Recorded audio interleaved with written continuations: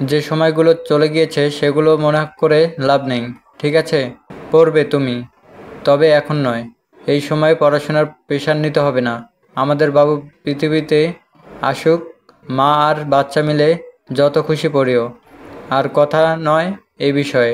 চলো, খাবে তুমি? এই বলে আহান উঠে দাঁড়ায়। তারপর ওয়াশরুমে গিয়ে ফ্রেশ হতে যায়। ফারহা তাকাই সেদিকে। এই লোকের তার পড়াশোনা নিয়েই যত সমস্যা। ফারহা চুপ করে যায় এই বিষয় নিয়ে। আহান ফ্রেশ হয়ে আসলে ফারহাকে খাইয়ে দেয়। ঈশা ও রুবায়েতের বিয়ের ক্ষণ যেন ধীরে ধীরে একেবারে চোখের সামনে এসে দাঁড়িয়েছে। হাতে এখন মাত্র 7টা দিন, আর তারপরে শুরু হবে তাদের নতুন জীবনের এক অপূর্ব অধ্যায়। বিয়ের সব কেনাকাটা ইতিমধ্যেই শেষ হয়েছে।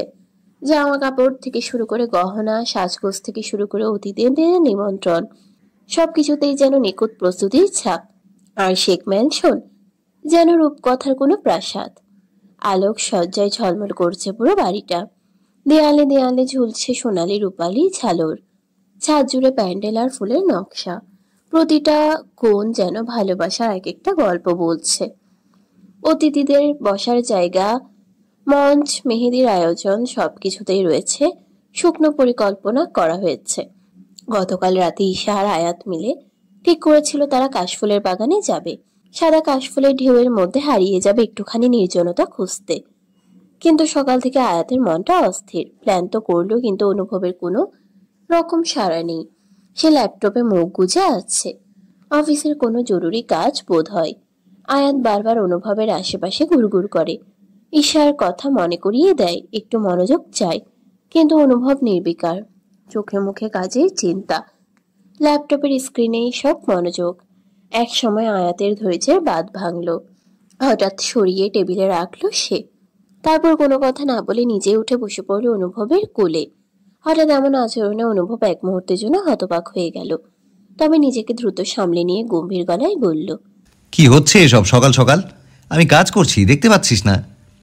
আয়াত চোখ পাকিয়ে বলল, না, পারছি না। সকাল থেকে আপনার আশেপাশে ঘুরঘুর করছি, আর আপনি কিনা বউ রেখে ল্যাপটপ কোলে নিয়ে বসে আছেন। আল্লাহ এর বিচার করবেন। অনুভব একটু হেসে ফেলে জিজ্ঞেস করল, আল্লাহ আমার কি বিচার করবে শুনি? এই যে আপনি বউ রেখে ল্যাপটপ কোলে নিয়ে বসে আছেন, এইটার। অনুভব এবার মুচকি হেসে বলল, বউ কি কোলে বসে থাকতে চায়?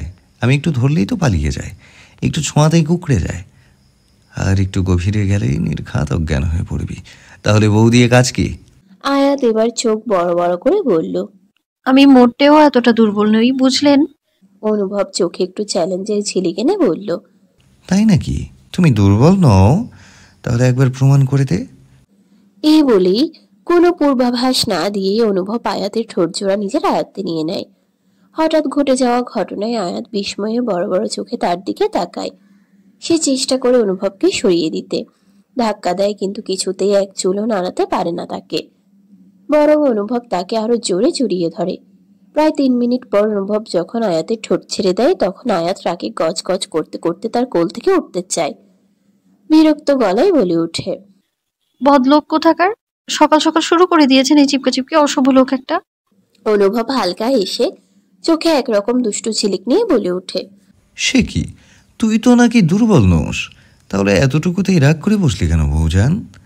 আসলে খেলা তো রাঁধতে দেখাবো। Be ready Mrs Sheikh. তার কথা শুনে চোখে আগুন জ্বলে ওঠে আয়াতের। গলায় তীব্র রাগ মিশিয়ে এসে বলল, ঠোঁট কাটা নির্লজ্জ পুরুষ লোক, সরেন এখান থেকে। একটা মেয়ের সামনে মুখ থেকে এমন অশ্লীল কথা বের করতে লজ্জা করে না আপনার? অনুভব একটুও না দমে ঠোঁটে চাপা হাসি টেনে উত্তর দিল, আমি তো কোনো পাড়ার ছোকেনার সামনে কিছু বলিনি যে লজ্জা পেতে হবে। আমি বলেছি আমার নিজের বউয়ের সামনে, তাতে লজ্জার কি আছে? আর তুই যদি এত লজ্জা পাস তবে তো আমার পুরো ভবিষ্যৎ অন্ধকার হয়ে যাবে। তাই একটু বেলাজ হওয়া দরকার, বুঝলি তো বউজান? আল্লাহ, এমন ছি মার্কা কথাবার্তা! বোমা ফাটুক আপনার মুখে! ছাড়ুন তো, আমায় যেতে দিন। অনুভব ছাড়ে না, উল্টো প্রশ্ন করে, কি বলতে এসেছিস? কিছুই বলার নেই, যেতে দিন আমায়। আগে বল, সকাল থেকে আমার পেছনে ঘুরঘুর করছিস, কারণ তো অবশ্যই কিছু আছে। ভনিতা না করে বলে ফেল। আয়াত বলার জন্য মুখ খুলবে, ঈশা আপু আপু করতে করতে ভিতরে ঢুকে। দৃশ্যমান হয় আয়াত ও অনুভবকে। ভাই ও বোনকে দেখে ঈশা ভেবাচেকা খেয়ে যায়। গর্ধবের মতো একটা কাজ করেছে সে। নক না করেই ভিতরে এসেছে। ঈশা তাড়াহুড়ো করে ঘর থেকে বেরিয়ে যায়। আয়াত এখনো অনুভবের কোলে মাথা লুকিয়ে বসে আছে। এক হাতে অনুভবের টি শার্ট খামচে ধরে। কি লজ্জা, কি লজ্জা! অনুভব বলল। এভাবে টি শার্ট টানছিস কেন? আয়াত টি শার্ট ছেড়ে দিয়ে উঠে দাঁড়ায়, চোখে মুখে রাগ ফুটিয়ে বলে। ছাড়ছেন না কেন? দেখলেন তো ঈশা দেখে ফেললো। কি ভাবলো আল্লাহ মালুম। অনুভব নির্লিপ্ত ভঙ্গিতে কাজ ঝাঁকায়। ভাবার কি আছে এতে? বউ আমার, তুই আমার কোলে বসে থাকলে দোষের কিছু তো দেখি না। এই সরল অথচ সাহসী কথায় আয়াত যেন কাঁপতে থাকে ভেতরটা। লজ্জায় সংকোচে তার মুখ লাল নীল হয়ে ওঠে। এখানে দাঁড়িয়ে থাকা আর সম্ভব হয় না। এক দৌড়ে ঘর ছেড়ে পালায় সে। অনুভব আয়াতের চলে যাওয়ার দিকে তাকিয়ে এক গাঢ় অথচ কোমল হাসি হেসে বলে। পালাচ্ছিস এখন পালা, তবে মনে রাখিস আয়াত, পরের বার আর নিস্তার পাবি না। এই অনুভবের ভালোবাসার আগুনে পুড়িয়ে অঙ্গার করে ফেলবো তোকে। এখন যা, নিজেকে প্রস্তুত করে নে আমার ভালোবাসার জন্য। আয়াত ততক্ষণে দরজা ঠেলে বাইরে বেরিয়ে যায়। বুকের ভেতর ধুকপুক ধুকপুক করছে, ঠিক যেন হৃদয়ের শব্দ কেউ বাইরে থেকেও শুনতে পাচ্ছে। সিঁড়ির দিকে দৌড় দিতেই হঠাৎ সামনে পড়ে যায় ঈশা। বিস্মিত আয়াত থমকে দাঁড়ায়। ঈশা চোখ বড় বড় করে তাকায়, তারপর হঠাৎ মিটে মিটে হাসতে থাকে। আয়াতের লজ্জা মাখা মুখ দেখে সে একটু গলা টেনে বলল। আর লজ্জা পেতে হবে না আপু, আমি কিছুই দেখিনি, সত্যি বলছি। ঈশার টোনে থাকা টিপ্পনিটা আয়াতকে আরো লজ্জায় ফেলে দেয়। মুখটা লাল হয়ে ওঠে তার। ঈশা আবার হাসতে হাসতে বলে।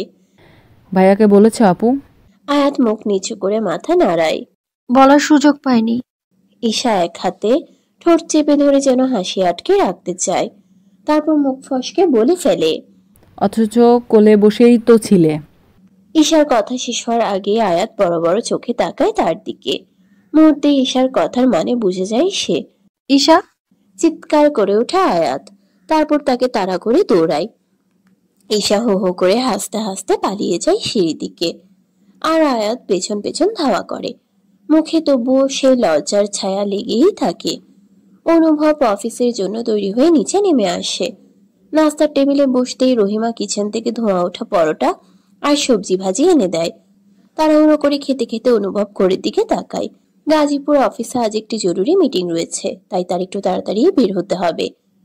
অনামিকা শেখ ড্রয়িং রুমে এগিয়ে এসে জিজ্ঞেস করলেন, অফিসে যাচ্ছিস? খেতে খেতে অনুভব উত্তর দিল, জি মা, আজকে জরুরি মিটিং আছে, ফিরতে দেরি হতে পারে। মায়ের চোখে ছেলের তাড়াহুড়োর ছাপ ধরা পড়ে। একটু চিন্তিত মুখে বললেন, আচ্ছা, ঈশা আর আয়াত বিকেলে লেকের পাড়ে যাবে, তুই কি বলেছিস? হাতের তোয়ালে দিয়ে মুখ মুছতে মুছতে অনুভব সংক্ষেপে বলল, পরে কথা বলি এই বিষয়ে। এই বলে সে দ্রুত পায়ে বেরিয়ে যায়। পুরনো অন্ধকারাচ্ছন্ন এক গোডাউন। ধুলো জমে থাকা মেঝে আর ছাদের মাঝে দিয়ে মাঝে মাঝে হালকা বাতাস ঢুকে পড়ে। চারপাশে স্তব্ধতা, কেবল দূরে কোথাও একটা ছেঁড়া কাপড়ের পথ শব্দ। সেখানে দাঁড়িয়ে আছে জাফর খান। সে বারবার ঘড়ির দিকে তাকাচ্ছে, মুখে অধৈর্যতা আর চোখে অস্থিরতা। কারো জন্য অপেক্ষা করছে বহু প্রতীক্ষিত একজনের জন্য। হঠাৎ ভারী ধাপের শব্দ গোডাউনের নিস্তব্ধতা ভেঙে দেয়। গায়ের পুরোটা মোড়ানো এক লোক প্রবেশ করে। মুখ ঢাকা, চোখ জোড়ায় অদ্ভুত কঠোরতা। তাকে দেখি জাফর খানের ঠোঁটে একরাশ হাসি খেলে যায়। সে দ্রুত এগিয়ে গিয়ে বলে, আসতে কোনো সমস্যা হয়নি তো ম্যাক? লোকটি ডেভিড ম্যাক গম্ভীর কণ্ঠে উত্তর দেয়। না, সব রেডি তো? জাফর খান মাথা নেড়ে জানায়, জি স্যার, সব রেডি, শুধু এখানে 2 মেয়ে কম রয়েছে। এই কথা শুনেই ম্যাকের মুখ গম্ভীর থেকে রক্ত গরম হয়ে ওঠে। দাঁত চেপে চোখ রাঙিয়ে বলে, কম বয়সে মানে কি? আমি স্পষ্ট করে বলছিলাম আজকের মধ্যে সব প্রস্তুত চাই, যেভাবেই হোক আজকের মধ্যে 2টো মেয়ে রেডি করো। এটা কোটি টাকার কারবার জাফর। তাছাড়া এই কাজটা শেষ হলে আমাকে ফিরে যেতে হবে। এইখানে আমি মোটেও নিরাপদ নই। আদমান কায়েসের হাতে ইতিমধ্যেই অনেক গুরুত্বপূর্ণ তথ্য পৌঁছে গেছে। যেখানেই সম্ভব মেয়ে দুটোকে প্রস্তুত করে রেখো, সময় বেশি নেই। ডেভিড ম্যাকের চোখে মুখের আগুন ঝরে যেন। ঘুটঘুটে এক বিষাক্ত পৈশাচিক হাসি দেয় সে।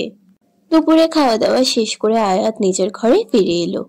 হাতে নিজের মোবাইল ফোনটা তুলে নিল সে। পরপর 2-3 বার কল করলো অনুভবের নম্বরে, কিন্তু ওপাশ থেকে কোনো সাড়া নেই। বারবার চেষ্টা করেও যখন রিসিভ করছে না, আয়াত রাগে গরম হয়ে উঠল। এক মুহূর্তেই ফোনটা ছুঁড়ে মারল বিছানার উপর। যেন রাগটা আছড়ে পড়ল সেই ফোনের উপরেই। রাগটা তার মনে একটু একটু করে জমছিল না, বরং তরতর করে বেড়ে উঠছিল ভিতরে ভিতরে। মোবাইল নামক যন্ত্রটা দিয়ে যদি ফোন করলে কেউ ধরেই না, তাহলে সেটা পৃথিবীর সবচেয়ে বিরক্তিকর আবিষ্কার মনে হয়। ব্যস্ততা যতই থাকুক, অনুভব অন্তত একটা ছোট্ট মেসেজ দিবে সবসময়। অথচ আজ যেন তার কোনো খোঁজই নেই। এই উপেক্ষায় ক্ষোভে ফেটে পড়ল আয়াত। নিজের মনে প্রতিজ্ঞা করলো, যাই হোক না কেন আজ সে লেকের পাড়ে যাবেই, ওখানেই যাবে একা হলেও। এই সময় রুমের দরজায় এসে দাঁড়ালো ঈশা। চোখে কৌতূহল, মুখে প্রশ্নবোধক ভঙ্গি। সে আয়াতের দিকে তাকিয়ে জিজ্ঞেস করলো, ভাইয়া ফোন ধরেছে? আয়াত গর্জে উঠল, রাগ চেপে বলে। কিন্তু ভাইয়াকে না বলে গেলে ভাইয়া অনেক রাগ করবে। আয়াত ঝাঁঝালো গলায় বলল, তোর ভাইকে কি ফোন দেইনি আমি? একবার নয়, দুবার নয়, তিনবার দিয়েছি। তোর ভাই না ধরলে সেটা কি আমার দোষ? সে ধরেনি, সেটা তার ব্যাপার। ঈশা চুপ করে যায়। আয়াত যে তার ভাইয়ের উপর প্রচন্ড রেগে আছে সেটা কথার মাঝেই বুঝে যাচ্ছে। ঈশা মিনমিন করে বলল, আমি বরং রুবায়েত ভাইকে একবার বলি। আয়াত ঈশার কথা শুনে অবাক চোখে তাকায়। আয়াতের তাকানো দেখে ঈশা লজ্জায় নত হয়ে যায়।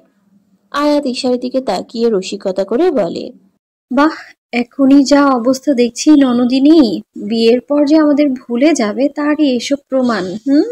আরে আমি তো এমনি বললাম, সিরিয়াস নিচ্ছ কেন? ওটাই তো বুঝি তো নাকি। চিলিশা আর কয়দিন পর, আর কয়দিন, তারপর একেবারে রুবায়েত ভাইয়ের বন্দিনী হয়ে যাবি। যত খুশি এখনই হেসে খেলে নে, পরে সেই সুযোগ নাও পেতে পারিস। আর রুবাইয়েত ভাই যে একবার ও বাড়ি গেলে এই বাড়ির নাম নিতেই দেয় কিনা সন্দেহ। আর তাছাড়া আমি তো জাস্ট ছবি তুলতে যাব কয়েকটা, তারপর তাড়াতাড়ি ফিরে আসবো, চিন্তা নেই। ঈশাও দ্বিধা বাদ দিয়ে সম্মতি দিল। দু বোনই শুভ্র রঙা শাড়ি পরে নিল। খোলা চুলে জড়িয়ে নিল ফুলের গাছরা। হালকা মেকআপ, লিপস্টিক আর চোখে কাজল দিয়ে সম্পন্ন করলো সাজ। সাদা ও লাল পাড়ের শাড়িতে দুজনকে লাগছিল অপূর্ব, যেন দুই পদ্ম ফুল ভোরের আলোয় ফুটে উঠেছে। মেয়েদের দেখে অহমিকা বললেন, মাশাআল্লাহ মা, তোমাদের দুজনকেই দারুণ লাগছে। আয়াত হালকা হাসি মুখে বলল, হয়েছে হয়েছে, তুমি তো সবসময় এমনই বলো। এখন আমরা বেরোই তবে। অহমিকা শেখ স্নেহমাখা কণ্ঠে বললেন, ঠিক আছে মা, সাবধানে যাস, তবে চেষ্টা করিস যেন তাড়াতাড়ি ফিরে আসতে পারিস। অনুভব শুনলে আবার রাগ করবে। আয়াত নাক সিটকিয়ে বলল, তোমার ছেলের কথা বাদ দাও তো বড় আম্মু। আমি কবার ফোন করেছি, সে একবারও ধরেনি। এখানে এখানে যদি কারো দোষ থাকে সেটা তার, আমাদের নয়। অহমিকা শেখ হেসে বললেন, আচ্ছা আচ্ছা, সেটাই। তবুও সন্ধ্যের আগে ফিরিস। তোরা কেমন? ঠিক আছে বড় আম্মু। এ বলে আয়াত আর ঈশা বেরিয়ে এলো ম্যানশন থেকে। গাড়ির কথা মনে আসতেই দুজনেই একসাথে হেসে উঠল। গাড়ি, ওতে কি মজা আছে? শরীর তো কিছুই টের পায় না, খোলা হাওয়া লাগে না, প্রকৃতির গন্ধ মিশে না। তাই তারা গাড়ি নয়, নিল রিক্সা। শাড়ি পরে খোলা হাওয়ায় বসে শহরের কোলাহল ছুঁয়ে তারা রওনা দিল লেকের পাড়ের উদ্দেশ্যে। রিক্সার ছাদহীন পরিবেশে প্রাণ ভরে নিঃশ্বাস নিল তারা। বাতাসে মিশে প্রকৃতির সুবাস, রোদে ঝলমলে পাতার নাচন আর পাখির ডাক, সব মিলিয়ে প্রকৃতির সঙ্গে যেন একাত্ম। আদমান কায়েস খুব মনোযোগ দিয়ে একটি গুরুত্বপূর্ণ ও কঠিন কাজে ব্যস্ত। আজকের রাতটা ভীষণ গুরুত্বপূর্ণ। নারী পাচার চক্রের একটি বড়সড় ডিল হয়ে যাচ্ছে। বহু নারীকে বিদেশে পাচারের পরিকল্পনা চূড়ান্ত। আর রাতের আধারে বহু মেয়েকেই অন্য দেশে পাচার করা হবে। এ সময় আনামুল হক কায়েসকে বললেন, আজকেই মিশন যেভাবেই হোক সফল করতে হবে কায়েস। ইতিমধ্যে দেশের বিভিন্ন প্রান্ত থেকে অনেক মেয়ে নিখোঁজ হয়েছে। আমাদের তথ্যসূত্র বলছে আজ রাতে ডেভিড ম্যাক সেই ডিল স্পটে থাকবে। তাকে আটকানো আমাদের জন্য বাধ্যতামূলক। না পারলে আমাদের এতদিনের সব পরিকল্পনা ও পরিশ্রম বৃথা হয়ে যাবে। আদমান কায়েস আনামুল হকের কথা শুনে দৃঢ় কণ্ঠে বলল, ji sir, I will try my best. আমি আমার সর্বোচ্চ দিয়ে চেষ্টা করব। নিজের সবটুকু উজাড় করে দেবো আজকের এই চেষ্টায়। আমার দায়িত্ব পালন করব নিঃস্বার্থভাবে। এই পথে আসার যেই উদ্দেশ্য সেটা পূরণ করতেই হবে। প্রয়োজনে জীবন দিয়েও সেটা করব স্যার। এনামুল হক তার চোখে আত্মবিশ্বাসের দীপ্তি দেখে মৃদু হেসে বললেন। তোমার উপর সম্পূর্ণ বিশ্বাস আছে, তুমি পারবে। ঈশা আয়াত ইতোমধ্যে পৌঁছে গেছে লেকের পাড়ে। চারপাশে কাশফুলের মৃদু মন্দ দোলায় মনে হচ্ছে যেন সাদা মেঘের ঢেউ খেলছে বাতাসে। প্রকৃতির এমন রূপ দেখে মনটা আপনা আপনিই প্রশান্ত হয়ে আসে। লেক পাড়টা আজ একটু বেশি জমজমাট। জোড়া জোড়া কাপড় এসেছে তাদের সময়টুকু কাটাতে, গল্পে গল্পে হারিয়ে যেতে। ঈশা আর আয়াত হাঁটতে হাঁটতে সেই শুভ্র কাশফুলের মাঝেই হারিয়ে যায়। আয়াত তার ফোন বের করে ঈশার হাতে দিয়ে বলে, একটু ছবি তুলে দে, এই জায়গাটা একদম স্বপ্নের মতো লাগছে। ঈশা হাসি মুখে ফোনটা হাতে নিয়ে আয়াতের নানা ভঙ্গিমায় ছবি তোলে, কখনো কাশফুলের পেছনে দাঁড়িয়ে, কখনো বা সূর্যের আলোয় মুখ তুলে। কিছুক্ষণ পর আয়াত ও ঈশার কয়েকটা ছবি তুলে দেয় হাসি মুখে। ছবি তোলা শেষ হলে তারা হাঁটতে হাঁটতে চলে যায় লেক পাড়ের ছোট্ট ফুচকার দোকানে। এদিকটায় এখন নিরিবিলি, সবাই কাশবাগানের কাছে রয়েছে তাই। মামা, 2 প্লেট ঝাল ফুচকা দিন তো। এই বলে দুজনেই বসে পড়ে কাঠের ছোট্ট টেবিলে। ফুচকা আসার আগেই আয়াত ফোন বের করে গ্যালারিতে ঢুকে পড়ে। দেখ তো কি দারুণ ছবি তুলেছিস। ঈশা পাশে বসে তাকায়। দুজনেই ছবি দেখতে দেখতে হেসে ওঠে। হঠাৎ টেবিলের পাশে এসে দাঁড়িয়ে কেউ বলল, এক্সকিউজ মি। মেয়েলি কণ্ঠস্বর শুনে আয়াত আর ঈশা একসাথে চোখ তুলে তাকালো। একটা মেয়ে দাঁড়িয়ে আছে সামনে, মুখে বন্ধুসুলভ হাসি। আয়াত এক মুহূর্ত তাকিয়ে থাকলো। মেয়েটাকে কোথায় যেন দেখেছে, খুব চেনা চেনা লাগছে, কিন্তু ঠিক মনে করতে পারছে না। সে বলল, জি বলুন। মেয়েটি একবার আঙ্গুল তুলে প্রশ্ন করলো, তোমরা আয়াত আর ঈশা না? অনুভবের ওয়াইফ আর বোন? এই প্রশ্নে দুজনেই কিছুটা বিস্মিত হলো। ঈশা ও মেয়েটিকে স্পষ্ট করে চিনে উঠতে পারছে না বোধহয়, তবুও মাথা নাড়িয়ে বলল, হ্যাঁ, তবে আপনি? মেয়েটি কোনো ভনিতা না করে বসে পড়ল তাদের সঙ্গে। তারপর নিজ থেকে পরিচয় দিল, আমি লিয়া, অনুভব আর রুবায়েতের ফ্রেন্ড। কলেজে একসাথে পড়তাম আমরা। তা শুনে আয়াত বলল, আচ্ছা আচ্ছা। লিয়া জিজ্ঞেস করলো, তোমরা একাই? অনুভব আসেনি? ঈশা বলল, না, ভাইয়ার অফিসে আজ জরুরি কাজ পড়ে গেছে, আর আমার তো একটু পরেই বাসায় চলে যাব। ততক্ষণে ফুচকা এসে গেছে টেবিলে। লিয়ার জন্য 1 প্লেট অর্ডার করে তিনজনেই খেতে শুরু করলো। হঠাৎ একটি ফুচকার ঝালে আয়াতের গলা আটকে যায়। সে কাঁচতে কাঁচতে বলে, পানি পানি। ঈশা ভয়ে আয়াতের পিঠে হাত বুলিয়ে দেয়। আপু, ঠিক আছো তুমি? লিয়ার সাথে সাথেই সামনে রাখা পানির বোতল এগিয়ে দেয়। আয়াত ঢকঢক করে খেয়ে ফেলে। ঈশাও একটু পানি খেয়ে নেয়, কিন্তু পানির স্বাদ অদ্ভুত। খাওয়ার পরপরই দুজনের মাথা ভার হতে থাকে, শরীর যেন অসাড় হয়ে আসছে। চারপাশ ঝাপসা মনে হচ্ছে, চারপাশ ঝাপসা হয়ে যাচ্ছে চোখে। উঠে দাঁড়াতে গিয়েও পারে না কেউ। সবকিছু ঘুরছে তাদের ঝাপসা দৃষ্টিতে। শুধু একটা দৃশ্যই স্পষ্ট হয়ে ধরা পড়ে, লিয়ার মুখে এক অদ্ভুত ঠান্ডা শয়তানি হাসি। আয়াত আর ঈশা একে অপরের দিকে তাকানোর চেষ্টা করে, কিন্তু তাদের দেহ নিস্তেজ হয়ে আসে, চোখের পাতা ভার হয়ে আসে। তারা ধপ করে পড়ে যায় চেয়ারেই। লিয়া ঠান্ডা মাথায় দুজনকে একবার চেক করে নেয়, তারপর মোবাইল বের করে কোথাও কল দেয়। কয়েক মিনিটের মধ্যে একটা কালো গাড়ি এসে থামে। শুনশান নিঃশব্দ পরিবেশে দুজন অচেতন মেয়েকে টেনে তোলে গাড়িতে। গাড়ি দ্রুত মিলিয়ে যায় ব্যস্ত শহরের ভেতর। মাগরিবের আজানের ধ্বনি চারদিকে ছড়িয়ে পড়েছে। দিনের আলো অন্ধকার চাদরে ঢাকা পড়েছে। পাখিরা দল বেঁধে নিজের আপন নীড়ে ফিরে যাচ্ছে। অহমিকা শেখ বারবার মেইন দরজার দিকে তাকাচ্ছেন। মেয়ে দুটো এখনো ফিরেনি দেখে। বলে তো গেল সন্ধ্যার আগেই ফিরে আসবে, অথচ এখনো ফিরছে না দেখে চিন্তিত হয়ে পড়েন। তিনি ফোন বের করে অনুভবের নম্বরে ফোন লাগায়, কিন্তু ধরছে না সে। কয়েকবার ফোন দেওয়ার পর হতাশ হয়ে যায়। তিনি রুবায়েতের নম্বর বের করেন, তবে কল দিতে দ্বিধা করছেন। মেয়েটার কদিন পরেই বিয়ে, আর এখনই যদি এমন একটা বিপদের মুখে, যতই বাড়ির ছেলে হোক বিষয়টা দৃষ্টিকটু লাগে। তবুও মায়ের মন মানছে না দেখে ফোন দেয়।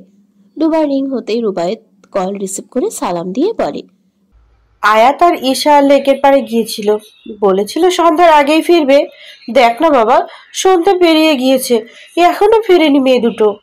রুবায়েত অস্থির হয়ে বলে, মামি, ওরা কখন বেরিয়েছে? গাড়ি নেয়নি? বিকেলে বেরিয়েছে বাবা, বাসার গাড়ি নেয়নি। তুই একটু দেখ না বাবা। অনুভব ফোন ধরছে না। আচ্ছা, দেখছি। বলেই কল কেটে দেয়। ঈশার নম্বর বের করে কল লাগায়, রিং হচ্ছে কিন্তু রিসিভ হচ্ছে না। রুবায়েত কান থেকে ছিটকে ফোন নামিয়ে ক্ষিপ্ত স্বরে বলে, কাজটা তুই ঠিক করিস নি ঈশা, একবার খুঁজে পাই তোকে শুধু। এই বলে সে বাড়ির গাড়ি নিয়ে বেরিয়ে পড়ে। পাগলের মতো ছুটে চলে ঈশা আর আয়াতের খোঁজে। অন্ধকারে মোড়ানো একটি গোডাউন ঘর, চারদিকে নিস্তব্ধ, শুধু একটা আবছা হলুদ আলো দেয়ালের কোণা থেকে ঝুলে পড়ছে।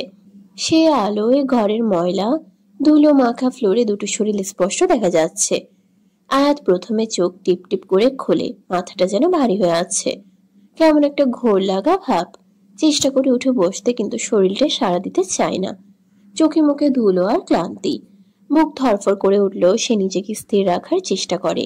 চারপাশে ঘোলাটে অন্ধকার, ঘরের দেয়ালগুলো ভেজা আর স্যাঁতস্যাঁতে, বাতাসে এক ধরনের পচা গন্ধ, যেটা গলা দিয়ে নেমে বুক পর্যন্ত কেঁপে ওঠায়। আয়াত বুঝে ওঠার চেষ্টা করে এটা কোথায়, কেমন একটা অচেনা পরিত্যক্ত জায়গা। চোখ ধীরে ধীরে অভ্যস্ত হতে শুরু করলে দেখতে পায় তার আশেপাশে আরো অনেক মেয়ে পড়ে আছে, তাদের মুখে কাপড় গুজে দেওয়া, হাতে পায়ে দড়ি। ভয় আর অসহায়তা তাদের চোখে স্পষ্ট। হঠাৎ ঈশার কথা মনে পড়ে যায় আয়াতের, বুক কেঁপে উঠে। সে দ্রুত পাশ ফিরে তাকায়।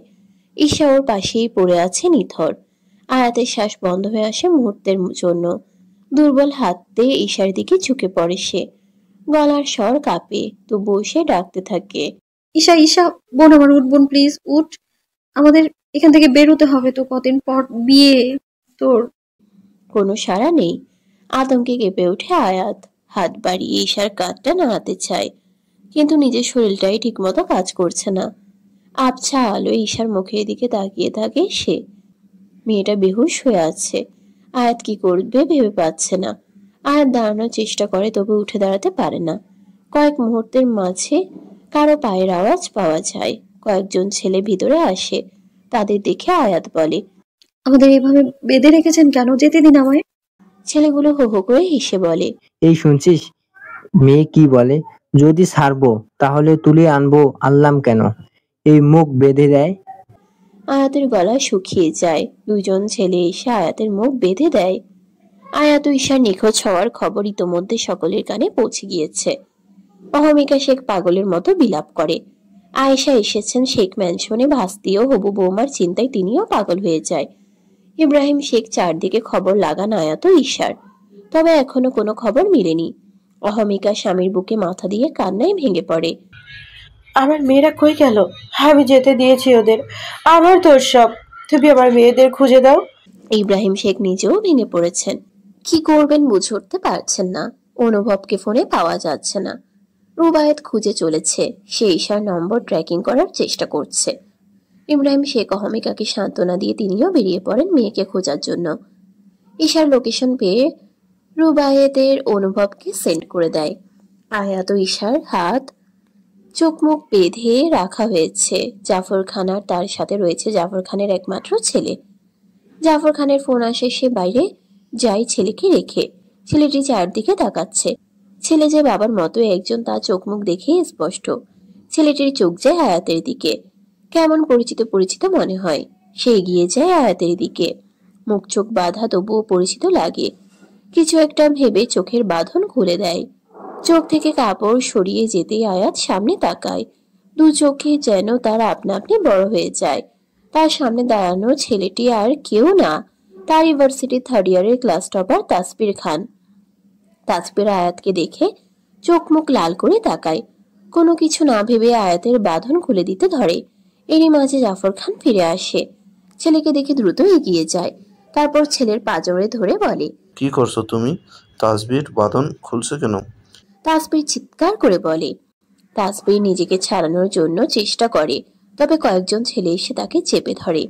তাসবির বলে, ছেলের পাগলামি দেখে বলে, একটা কোথাও না, একটা মেয়ের জন্য এত বড় ডিল মিস করা যাবে না। এই বলে তাসবিরের পিঠে শিরিশ বসিয়ে দেয়। মুহূর্তের মাঝেই তাসবির মাটিতে পড়ে যায়। তাসবিরকে সরিয়ে দিলেই আয়াতকে আবারও বেঁধে রাখা হয়, তবে মুখের বাঁধন থাকায় জাফর খান চিনতে পারে না। আয়াত ঈশার দিকে তাকায়। পুরো শরীর ধুলো মাখা, মাথার চুল এলোমেলো, শাড়িটা আর আগের অবস্থায় নেই যেন। আয়াতে নিজের প্রতি অনেক রাগ হয়। কদিন পর মেয়েটার বিয়ে, আর এই সময়ে এমন অবস্থা। এই বন্দি ফাঁদ থেকে কিভাবে রক্ষা করবে সে? মনে মনে অনুভবকে স্মরণ করে। সময় অনেক পেরিয়েছে, ইতোমধ্যে হয়তো সবাই জেনে গিয়েছে তাদের নিখোঁজ হওয়ার কথাটা। সবাই চিন্তা করছে নিশ্চয়ই, হয়তো সবাই তাদের খুঁজে চলেছে। আয়াত মনে মনে আল্লাহকে ডাকে, অনুভবকে স্মরণ করে তাদের এখান থেকে বাঁচানোর জন্য। রুবায়েত ইব্রাহিম শেখকে সঙ্গে নিয়ে এশার লোকেশন অনুযায়ী গাড়ি নিয়ে বেরিয়ে পড়ে। কোথায় আছে মেয়েটা, কেমন আছে কিছুই জানা নেই। দুজনের কি অবস্থা এখন? উদ্বেগে কাটা হয়ে আছেন ইব্রাহিম শেখ, ঠিকমতো স্বস্তি পাচ্ছেন না।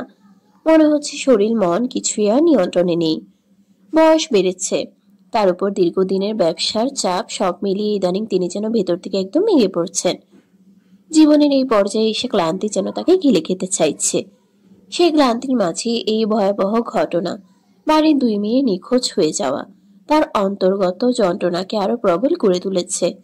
মেয়ের বিয়ের খবর ইতিমধ্যেই চারদিকে ছড়িয়ে পড়েছে। এর মাঝেই এমন বিপর্যয়।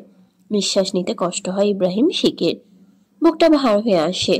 গুমড়ে গুমড়ে যেন শেষ হয়ে যাচ্ছেন তিনি। কয়েকদিন ধরেই বুকের ভেতরে এক অসহ্য ব্যথা অনুভব করছেন, যা দিনকে দিন বেড়েই চলেছে। রাতে ঘুম আসে না, চোখের পাতা এক হয় না, শুধু দুশ্চিন্তায় ডুবে থাকেন। গাড়ির এসি চালু থাকলেও ইব্রাহিম শেখের শরীর ঘেমে অস্থির হয়ে উঠেছে। রুবায়েত চিন্তিত হয়ে তাকিয়ে রইল তার দিকে, চোখ মুখ কেমন অস্বাভাবিক লাগছে। তড়িঘড়ি করে গাড়ি সাইডে লাগিয়ে দিল রুবায়েত। তারপর ইব্রাহিম শেখকে ধরে বললেন, মামা ঠিক আছো তুমি? এমন লাগছে কেন তোমার? সরি, শরীর খারাপ লাগছে নাকি? রুবায়েতের এক নাগারে বলা কথাগুলো শুনে ইব্রাহিম শেখের মনে একটা হালকা প্রশান্তির ঢেউ বয়ে যায়। ছেলেটির মধ্যে এক ধরনের নির্ভরতা আছে, ভালোবাসা আছে, যে ভালোবাসার আত্মীয়তার গণ্ডি পেরিয়ে মানুষের প্রতি। আশ্চর্য যত্নশীল এই তরুণটিকে দেখে তার চোখের সামনে ভেসে ওঠে নিজের মেয়ের ভবিষ্যৎ। মনে মনে নিশ্চিন্ত হন, সঠিক পাত্র পেয়েছেন তিনি। মামা ভাগ্নের সম্পর্কের বন্ধন থেকেই রুবায়েতের চরিত্রে এমন উষ্ণতা। সবার প্রতি রয়েছে তার অগাধ মমতা, অথচ তার নিজের ছেলে রাগী গম্ভীর। বউ বোনের খোঁজ নেই, অথচ ফোনও রিসিভ করে না। মনে মনে দীর্ঘশ্বাস ফেললেন ইব্রাহিম শেখ। রুবায়েত আবার জোরে বলে উঠল, মামা ঠিক আছো তো? ইব্রাহিম শেখ এবার স্নিগ্ধ গলায় বললেন, আমি ঠিক আছি বাবা, শুধু চিন্তা হচ্ছে মেয়েদের জন্য। জানি না কি অবস্থায় আছে ওরা, যেভাবেই হোক ওদের খুঁজে বের করতেই হবে। রুবায়েত ইব্রাহিম শেখকে আশ্বাস দিয়ে বলল, তুমি চিন্তা করো না মামা, আমরা ঠিক খুঁজে বের করব। এই বলে সে গাড়ি স্টার্ট দেয়। গোডাউনের ভেতরে বন্দি মেয়েরা নিঃশব্দ আর্তনাদ দিয়ে সময় গুনছে। বাইরে জাফর খানও তার দলবল চলছে ব্যস্ত প্রস্তুতিতে। মেয়েগুলোকে হয়তো আর কিছুক্ষণের মধ্যেই কোথাও চালান করে দেওয়া হবে। সময় খুব বেশি নেই। আয়াতের হাত বাঁধা, তবু সে মরিয়া হয়ে চেষ্টা করছে বাঁধন খুলে ফেলতে। চোখ দুটো বারবার খুঁজে বেড়াচ্ছে, চারপাশে কোনো পথ নেই। কোথাও কি কোনো ফাঁকফোকর, কোনো আশার আলো? চারপাশে বাঁধা মেয়েদের নিঃশব্দ কান্না ও চাপা চিৎকার ভেসে আসছে, কিন্তু এই দেয়ালের বাইরে তাকেও শুনতে পায় না। যেন এই গোডাউনটাই হয়ে উঠেছে এক নির্জন নরক, যার কোনো জানালা নেই, দরজা নেই। শুধু ভেতরে আটকে আছে অসহায় কিছু প্রাণ। আয়াত একবার তাকায় ঈশার দিকে। মেয়েটার মুখ ফ্যাকাশে হয়ে গেছে, চোখে ভয় আর ক্লান্তির ছাপ স্পষ্ট। বুক ভরে এক গভীর নিঃশ্বাস নেয় আয়াত। এখন তাকে কিছু একটা করতেই হবে, আর সময় নেই। হঠাৎ মাথায় একটা চিন্তা আসতে আয়াত তড়িৎ গতিতে চোখ মেলে তাকায় ঈশার দিকে, মুখ বন্ধ কিন্তু গলার মধ্যে শব্দ করে। ঈশা ধীরে ধীরে চোখ তুলে ক্লান্ত দৃষ্টিতে তাকায় আয়াতের দিকে। আয়াত চোখ দিয়ে ঈশাকে কিছু একটা বোঝানোর চেষ্টা করে, কিন্তু ঈশা কিছু বুঝতে পারে না। তবু আয়াত হাল ছাড়ে না, হামাগুড়ি দিয়ে ধীরে ধীরে এগিয়ে যায় ঈশার দিকে। মুখের না বলা কথা শুধু ইশারা করে, চুপচাপ কৌশলে।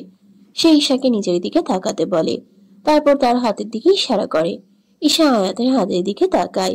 কঠিন ভাবে বাঁধা সেই হাত একটু নড়াচড়া করতে গিয়ে যন্ত্রণায় কেঁপে ওঠে, কিন্তু এখন আর ব্যথা অনুভব করার অবকাশ নেই।